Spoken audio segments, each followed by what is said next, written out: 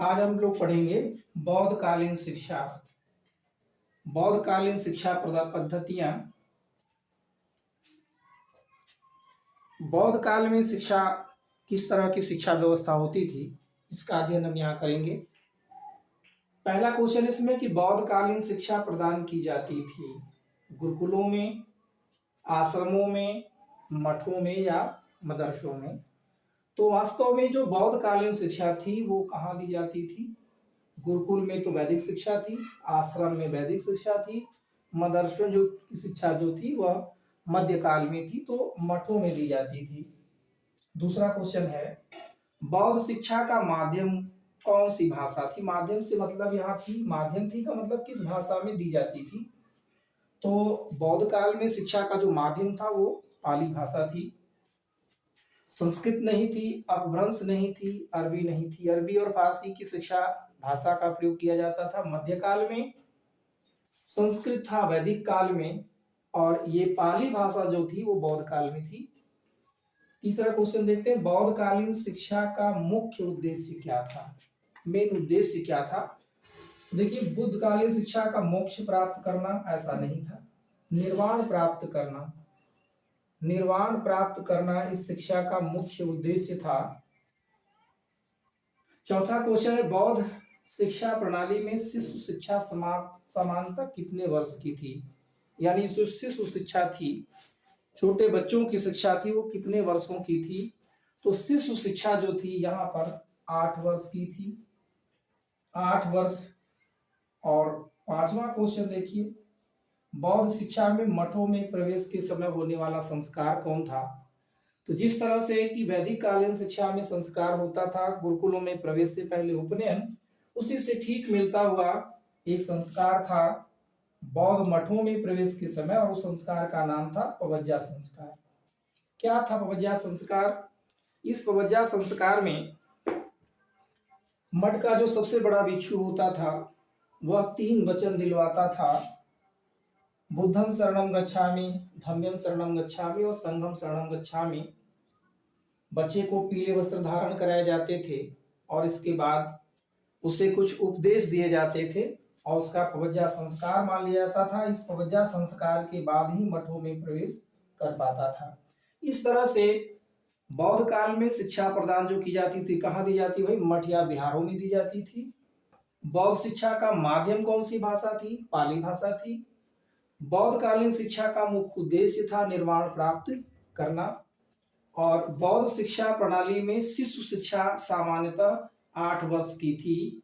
बौद्ध शिक्षा में मठों में प्रवेश के समय उपनयन संस्कार होता था। देखिए यहाँ उपनयन संस्कार है जो यहाँ वैदिक काल में होता था। पवज्जा संस्कार जो है वो बौद्ध काल में होता था। उपसंपदा संस्कार ये भी होता था बौद्ध शिक्षा प्रणाली में, लेकिन पवज्जा के बाद होता था, ये उच्च शिक्षा के लिए होता था। और समावर्तन जो होता था या समापवर्तन जो था ये वैदिक काल में था, शिक्षा समाप्त होने के बाद। तो इस तरह से बौद्धकालीन शिक्षा में ये मिला। अगला क्वेश्चन देखते हैं, बौद्ध काल में चिकित्सा विज्ञान की शिक्षा का मुख्य केंद्र था। यानी बौद्ध काल में चिकित्सा विज्ञान की शिक्षा कहाँ दी जाती थी? कौन सा ऐसा केंद्र था, कौन सा ऐसा विश्वविद्यालय था जहां पर बौद्ध काल में चिकित्सा विज्ञान की शिक्षा दी जाती थी? यानी वहां पर चिकित्सा यानी डॉक्टरी की शिक्षा दी जाती थी। तो वह स्थान या वह विश्वविद्यालय था तक्षशिला। तक्षशिला विश्वविद्यालय जो है, इस तक्षशिला विश्वविद्यालय में बौद्ध काल में चिकित्सा विज्ञान की शिक्षा दी जाती थी।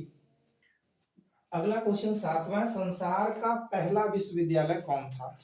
अगर देखा जाए विश्वविद्यालय के तौर पर तो संसार का पहला विश्वविद्यालय जो था वह भी तक्षशिला ही है। संसार का पहला विश्वविद्यालय है तक्षशिला। तक्षशिला को संसार का पहला विश्वविद्यालय माना जाता है। अगला क्वेश्चन है, बौद्ध काल में विद्यार्थी धार्मिक पाठ्यक्रम में से किसका अध्ययन नहीं करते थे? माने बौद्ध काल में धार्मिक शिक्षा भी दी जाती थी, लौकिक शिक्षा भी दी जाती थी, तो कौन सी शिक्षा जो थी उसका अध्ययन वो नहीं करते थे? एक तो है जैसे धाम्य, तो धाम्य की शिक्षा तो करते थे। त्रिपिटक भी पढ़ाया जाता था उन्हें, सुसुप्त भी पढ़ाया जाता था। विनय पत्रिका, ये तो आपको पता है कि विनय पत्रिका किसकी रचना है, तुलसीदास जी की। तो विनय पत्रिका उस समय था ही नहीं, तो विनय पत्रिका की का अध्ययन वो नहीं करते थे। धम्म पढ़ाया जाता था, त्रिपिटक पढ़ाया जाता था, सुषुप्त पढ़ाया जाता था, लेकिन विनय पत्रिका नहीं पढ़ाई जाती थी। इसके बाद है, निम्न में से कौन सा बौद्ध शिक्षा का गुण नहीं था? कौन सा ऐसा गुण था जो बौद्ध शिक्षा में नहीं था? पहला, विद्यार्थियों द्वारा समूह में रहकर शिक्षा प्राप्त करना। तो चूंकि यह एकल प्रथा थी नहीं, मठों या बिहारों में शिक्षा दी जाती थी, इसलिए विद्यार्थियों को समूह में रहकर ही शिक्षा प्राप्त करना होता था। एकल शिक्षा की व्यवस्था नहीं थी, विद्यार्थियों को एकल शिक्षा की व्यवस्था नहीं थी, वो एकल शिक्षा नहीं लेते थे। दूसरा है, प्रत्येक वर्ण के विद्यार्थी प्रत्येक वर्ण के विद्यार्थियों को शिक्षा प्राप्त करने का अधिकार था। जी बिल्कुल सही है। आपने पढ़ा था कि वैदिक काल में केवल ब्राह्मण को, क्षत्रिय को और वैश्य को ही शिक्षा प्राप्त करने का अधिकार था, लेकिन इस काल में शूद्र को भी शिक्षा प्राप्त करने का अधिकार था। तो जो चार वर्ण हैं, ब्राह्मण, क्षत्रिय, वैश्य और शूद्र, इन सभी वर्णों को शिक्षा प्राप्त करने का अधिकार था। इसका मतलब यह भी सही है। निम्न में से कौन सा शिक्षा का गुण नहीं था? तो ये भी गुण सही है। इसका मतलब ये ऑप्शन आपका नहीं होगा, ये भी ऑप्शन आपका नहीं होगा। मठों पर केंद्रीय बौद्ध संघों का नियंत्रण, तो बिल्कुल था कि मठों पर जो था वो केंद्रीय बौद्ध संघों का नियंत्रण होता था। इसका मतलब ये भी नहीं सही है। अपराधी विद्यार्थियों द्वारा दंड के लिए निवेदन करना, ये बिल्कुल शिक्षा का गुण नहीं था, इसलिए आपका ऑप्शन यही सही होगा कि अपराधी विद्यार्थी जो थे दंड के लिए निवेदन नहीं कर सकते थे, दंड का प्रावधान था। इसके बाद अगला अंतिम क्वेश्चन है कि पवज्जा संस्कार के बाद अध्ययन की अवधि क्या थी?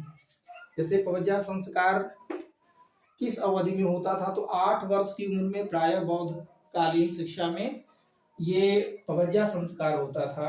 तो कह रहा है कि अध्ययन के बाद, यानी पवज्जा संस्कार हो जाए तो अध्ययन की अवधि क्या थी?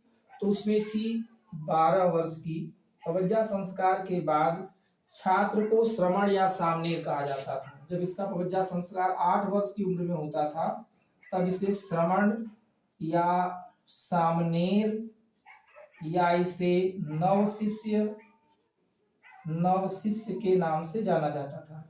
श्रमण, सामनेर या नवशिष्य के नाम से जाना जाता था, और इसे कुल मिलाकर के 12 वर्ष तक शिक्षा प्राप्त करनी होती थी। इसका मतलब था कि 8 वर्ष में इसका पवज्जा संस्कार हुआ और 12 वर्ष तक इसने शिक्षा पर ग्रहण किया, तो कुल इनकी 20 वर्ष की उम्र जब हो जाती थी, तो 20 वर्ष की उम्र होने पर इनका एक और संस्कार होता था, जिस संस्कार का नाम था उपसंपदा संस्कार, जिसकी अवधि थी 10 वर्ष। इस उपसंपदा में 10 वर्ष बच्चे शिक्षा लेते थे। कुल मिलाकर के अगर देखा जाए तो बौद्ध कालीन शिक्षा की अवधि 30 वर्ष की थी, यानी 20 वर्ष की उम्र तक उनका जो होता था वो क्या हो जाता था, ये उम्र तक चलता था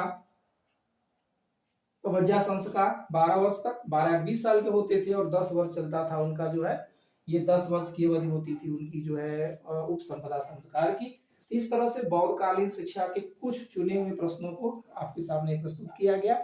इनमें से इन प्रश्नों को आप ध्यान देंगे, परीक्षा की दृष्टि से अति महत्वपूर्ण प्रश्न है।